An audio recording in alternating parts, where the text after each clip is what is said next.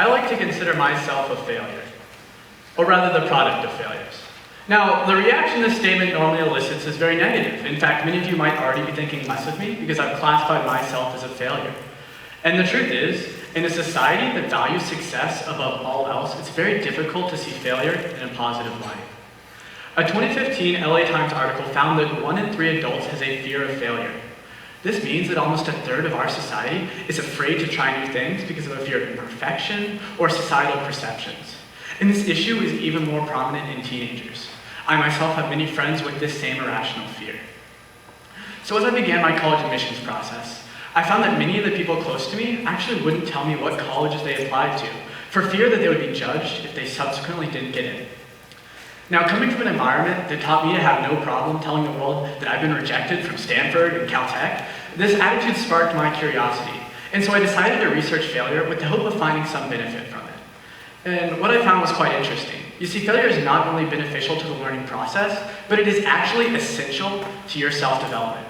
By recognizing the role of failure in my life, I've actually been able to achieve greater success as a person. So what exactly is failure? Well, failure can be defined as a lack of success or the omission of expected results. So basically, when you fail, you're just not reaching the level of success that you expect of yourself. So then, when is it okay to fail? Well, as the average high school would tell you, the answer to that question is never. But this is clearly not the case, because those same students fail every day, even if it's in an insignificant way. A good way to recognize the complexity of failure is by looking at a math class. So after a student is given a concept, they're often presented with practice problems. Now, after doing their homework, there's often a quiz, which is then followed by a test.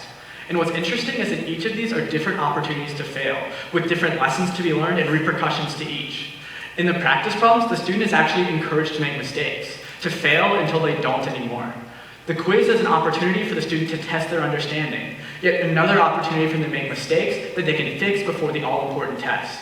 And finally, the test is their opportunity to perform, to prove that they know the concepts. What makes this so special is that each of these 3 steps build off of each other, with failure being an essential part of each. The mistake that most students make, however, is that they see a missed practice problem, they shrug their shoulders, and they move on. But the issue is that they're hindering themselves more than they could possibly imagine. You see, failure actually unlocks a part of the brain that cannot be done through success or positive emotions. There's a sweet spot in the learning process that can accelerate your learning 5, 10, 100 times just through struggle. On a minute level, the best way to learn is by recognizing that struggle and working through it. So Daniel Coyle is the author of The Talent Code, a New York Times best-selling author and a contributing editor for Outside magazine. He spent years traveling the globe and looking at the world's greatest talent hotbeds, areas where there are unprecedented amounts of skill. And this is what he had to say about the learning process.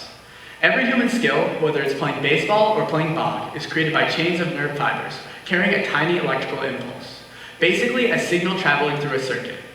Myelin's vital role is to wrap those nerve fibers the same way that rubber insulation wraps a copper wire, making the signal stronger and faster by preventing electrical impulses from leaking out.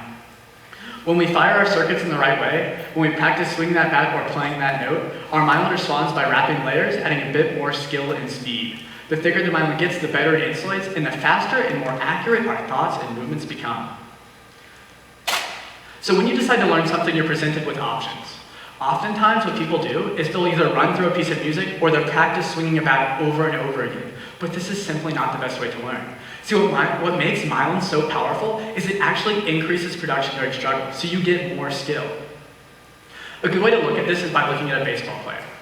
So when a baseball player goes to bat, their objective is to hit the ball. And in order to do that, they must swing at the right time, use just enough force to hit the ball in the right spot. And every time they do that action, there are a chain of neurons that fire, allowing them to complete that action.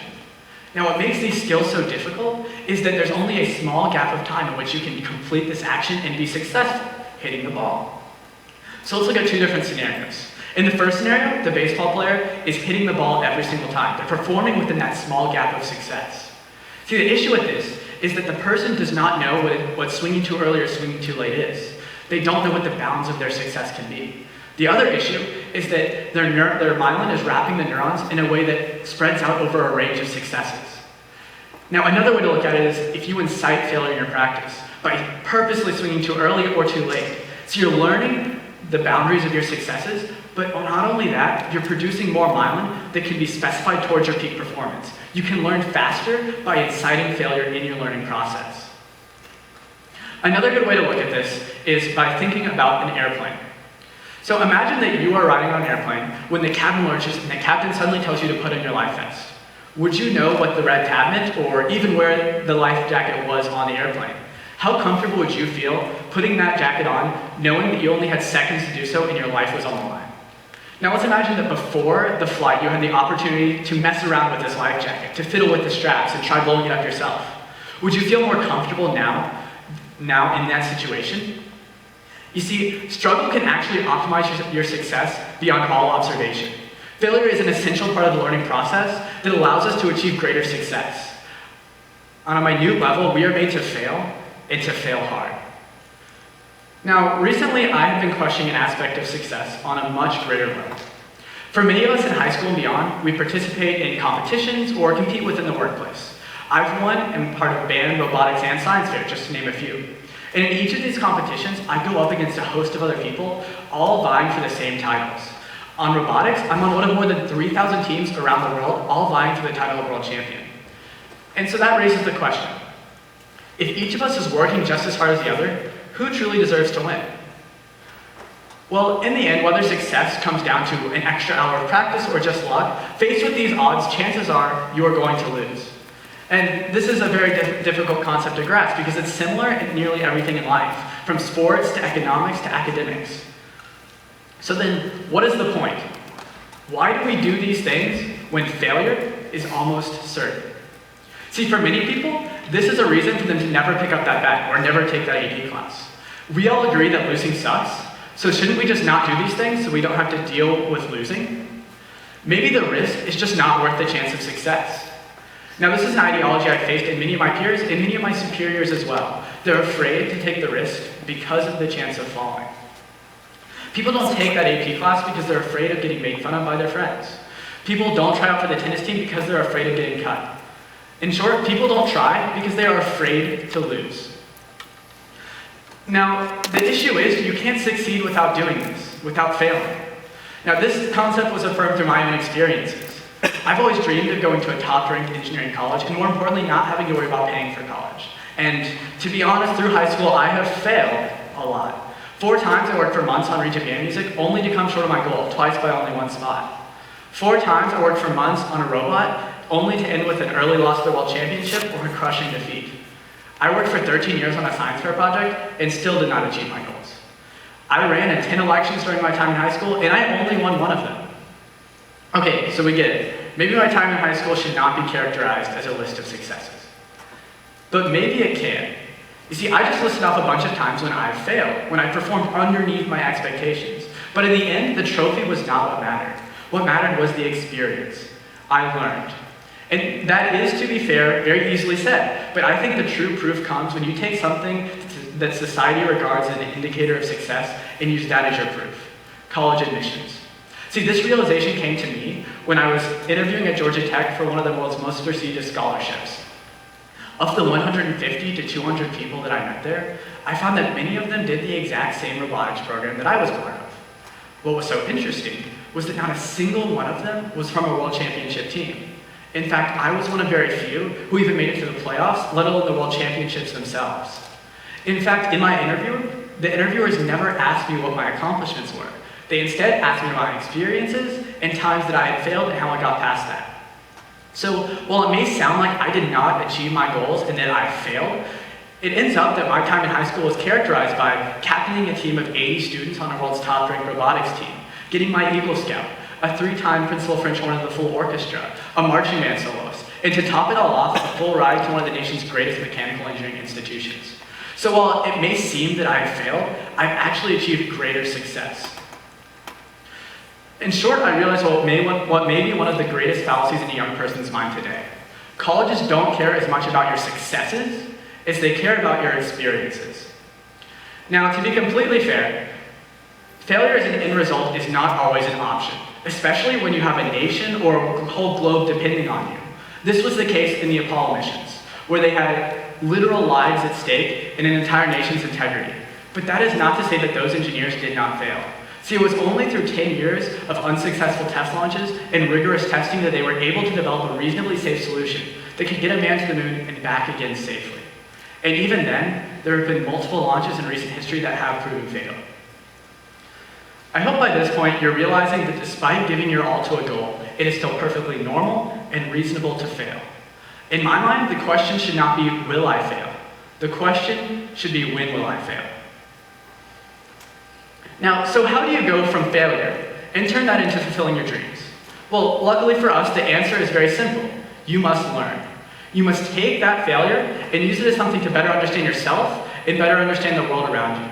This is one of the most essential aspects of being human, or rather, a successful human. Failure is integral to who we are and how we can actually learn to become a better person. A classic example of this is Thomas Edison. Now, Thomas Edison spent 10 years and more than 50,000 attempts to create the portable alkaline battery.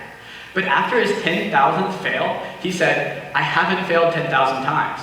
I have found 10,000 things that don't work. Something will work, and I will find it." Now, I know when I heard this growing up, I thought, that's one person. Certainly not everybody has to fail on such a grand scale in order to achieve their success. But whether it's 50,000 attempts or 10,000 attempts, you're going to have to fail in order to achieve success. See, the Apollo engineers had to do it on their path to the moon. Tiger Woods did it on his path to greatness. I did it on this path to making the TED Talk. And whether you like it or not, you have to do it every single day. So we talked earlier about the importance of myelin and targeting specific spots through struggle and generating more through struggle. Now we need to find a way to take failure and use that as something to our benefit in more complex situations. You see, the Edison approach of finding 10,000 things that don't work is just not reasonable to apply to our lives. We need to find a way to take a bad test grade, a college rejections, or a lost football game, and use that as something to benefit us. Because only then, as a society, will we be willing to take the risk that is associated with failure. And fortunately for us, the answer is very clear. Experiential learning, or as I heard it growing up, building character. You see, each loss, in addition to teaching you more about yourself, gives you a better understanding of the world around you and gives you great stories.